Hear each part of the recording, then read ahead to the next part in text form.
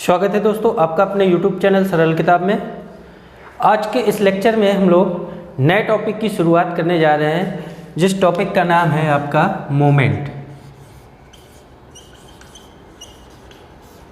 Clear है?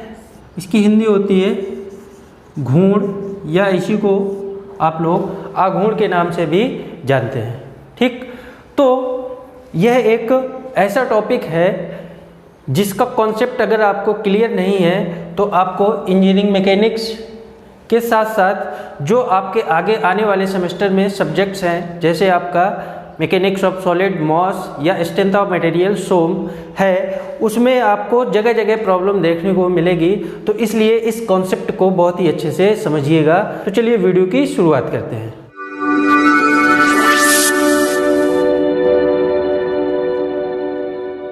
देखिए, ये जो मोमेंट है आखिरकार ये है क्या, समझते हैं इसको। सबसे पहले हम लोगों ने पिछले लेक्चरों में ये पढ़ा था कि यह बल है और इस बल की यह एक क्या है, लाइन ऑफ एक्शन है। क्लियर है? अगर इस बल की लाइन ऑफ एक्शन पर कोई भी एक पॉइंट ले, यहाँ पर कहीं भी कोई एक पॉइंट लें, तो यह बल क्या इस पॉइंट के अबाउट इस बॉडी को रोटेट करवा सकता है? नहीं करवा सकता। क्यों?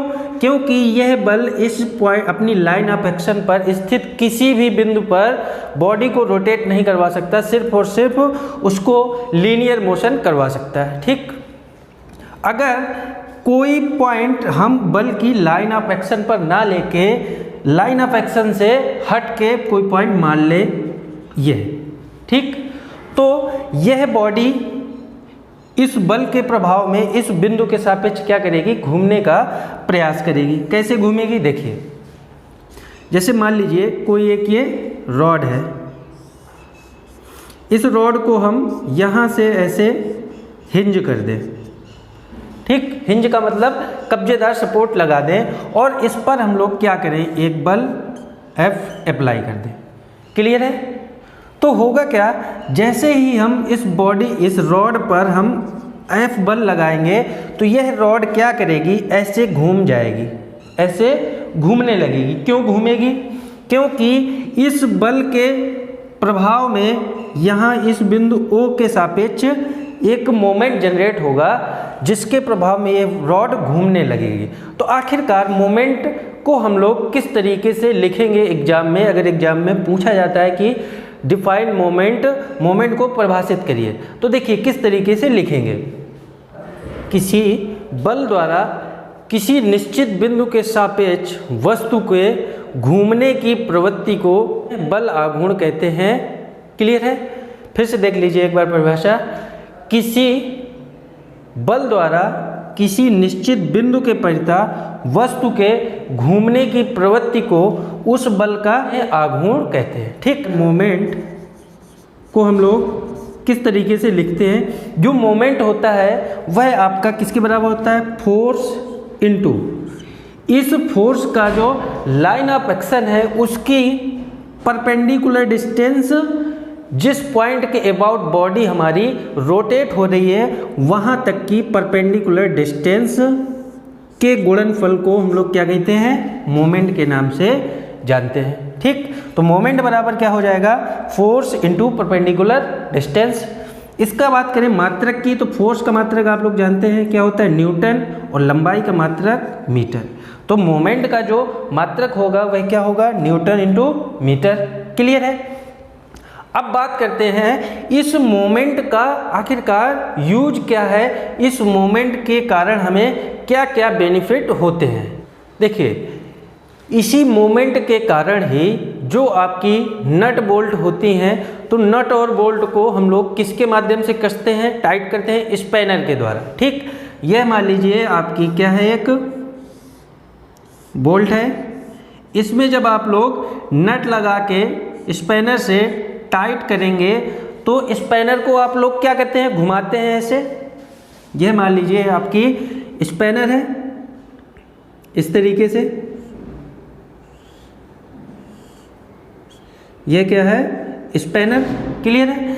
जब आप लोग इस स्पैनर को पकड़ के ऐसे घुमाएंगे तो आप मान लीजिए यहाँ से ऐसे बल लगाएंगे, तो इस बल की जिस पॉइंट से यह आपकी नट घूमेगी तो परपेंडिकुलर डिस्टेंस इसकी कहाँ तक की होगी, जहाँ पर आपकी नट लगी है। तो किसी भी मोमेंट के कारण ही हमारा जो नट बोल्ट होता है वह टाइट होता है। क्लियर है। और आपका जो तराजू होता है, क्लियर है, तराजू जो पहले चलता था, तो तराजू भी आपका किस सिद्धांत पे वेट बताता है, ये घूर्ण के सिद्धांत, आघूर्ण के सिद्धांत पे ही वेट बताता है कि कितना वेट है, इस तराजू के द्वारा हम लोग कितना वेट तौल रहे हैं। तो यह मोमेंट का यूज बहुत ज़्यादा होता है। इसी मोमेंट के द्वारा ही हम लोग कई सारी चीज़ों का कैलकुलेशन करते हैं। तो आगे हम लोग स्टेप बाय स्टेप देखेंगे कि इन आघूर्णों का क्या क्या यूज है। तो इसी के आगे हम लोग देखते हैं आखिरकार मोमेंट हमारा कितने टाइप्स का होता है।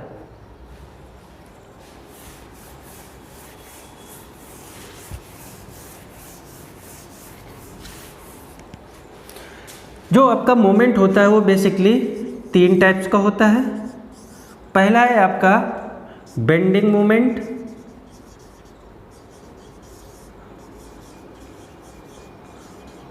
दूसरा है आपका टर्निंग मोमेंट, और तीसरा है लास्ट आपका ट्विस्टिंग मोमेंट। ट्विस्टिंग मोमेंट, इनकी हिंदी में बात करें, बेंडिंग मोमेंट की हिंदी होती है नमन आघूर्ण,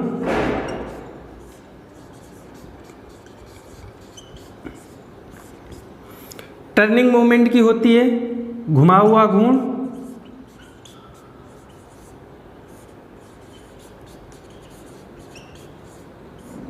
और ट्विस्टिंग मोमेंट की हिंदी होती है मरोड़ आघूर्ण। क्लियर है। इनको स्टेप बाय स्टेप समझते हैं कि कौन किस तरीके से डिफाइन किया जाता है। सबसे पहले बात आती है बेंडिंग मोमेंट की। क्लियर है।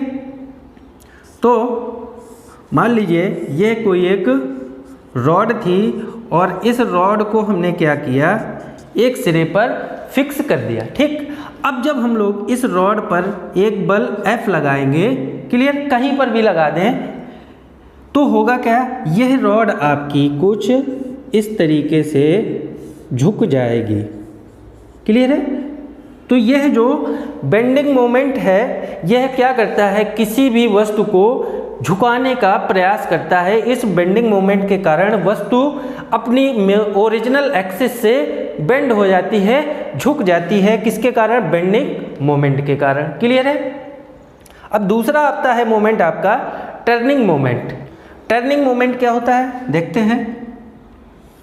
अगर हम लोग किसी इस छड़ को, या मान लीजिए एक जो स्टील रूल है, जो आपकी स्टील रूल होती है पैमाना, उसमें होता क्या है, एक सिरे पर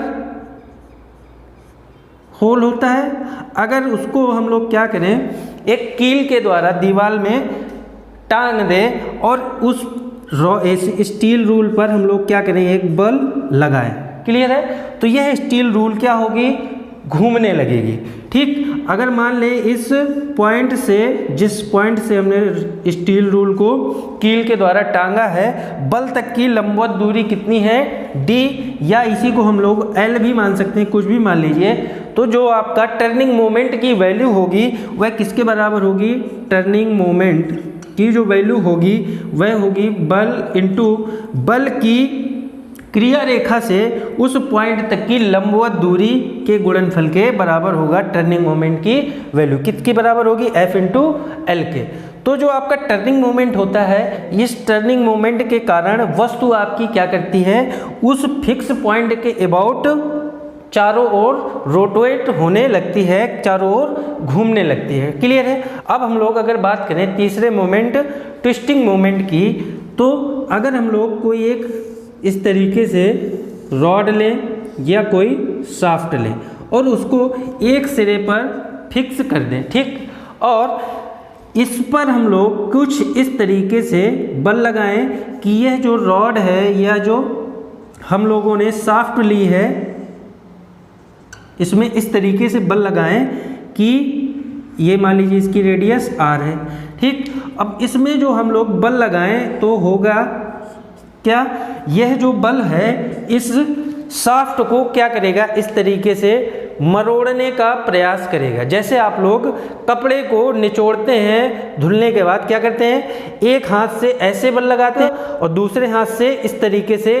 इस कपड़े को ऐसे निचोड़ते हैं। तो उसी तरीके से इस रॉड में किस तरीके का मोमेंट लगेगा इस बल के कारण, ट्विस्टिंग मोमेंट। क्यों, क्योंकि यहाँ पर आप देख रहे होंगे कि बल इंटू इस बल की यहाँ तक की दूरी कितनी है, r, तो ये मोमेंट आपका बनेगा कौन सा, ट्विस्टिंग मोमेंट, जिसके कारण आपकी शाफ्ट में मरोड़ उत्पन्न होगा। क्लियर है, तो यह जो आपका मोमेंट था यह क्लियर हुआ होगा और यह मोमेंट कितने टाइप्स का होता है यह भी क्लियर हो गया होगा।